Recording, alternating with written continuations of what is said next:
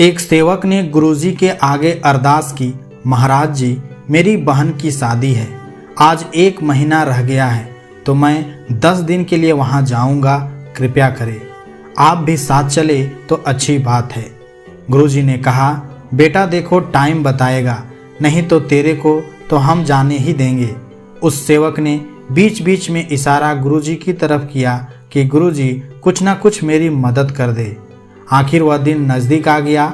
सेवक ने कहा, गुरुजी कल सुबह जाऊंगा मैं। गुरुजी ने कहा, ठीक है बेटा। सुबह हो गई। जब सेवक जाने लगा तो गुरुजी ने उसे 5 किलो अनार दिए और कहा, ले जा बेटा, भगवान तेरी बहन की शादी खूब धूमधाम से करे। दुनिया याद करे कि ऐसी शादी तो हमने कभी देखी ही नहीं। और साथ में 2 सेवक भेज दिए, जाओ तुम शादी पूरी करके आ जाना। जब सेवक घर से निकले 100 किलोमीटर गए तो मन में आया जिसकी बहन की शादी थी वह सेवक से बोला, गुरुजी को पता ही था कि मेरी बहन की शादी है और हमारे पास कुछ भी नहीं है, फिर भी गुरुजी ने मेरी मदद नहीं की।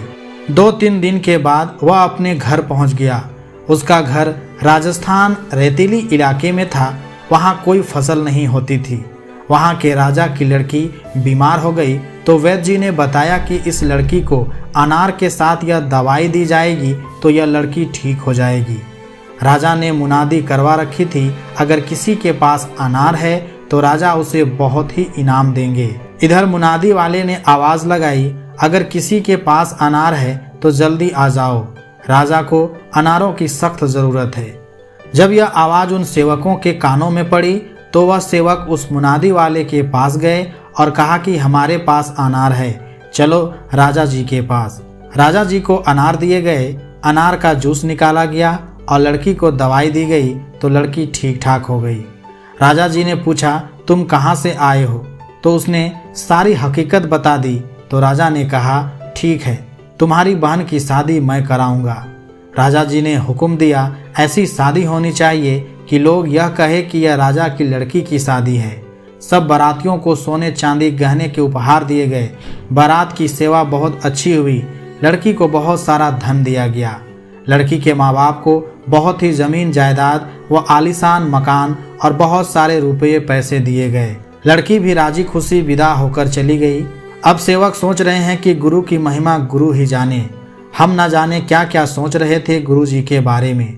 गुरु जी के वचन थे, जा बेटा, तेरी बहन की शादी ऐसी होगी कि दुनिया देखेगी। संत वचन हमेशा सच होते हैं।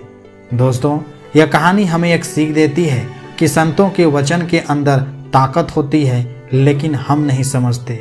जो भी वह वचन निकालते हैं वह सिद्ध हो जाता है। हमें संतों के वचनों के ऊपर अमल करना चाहिए और विश्वास करना चाहिए।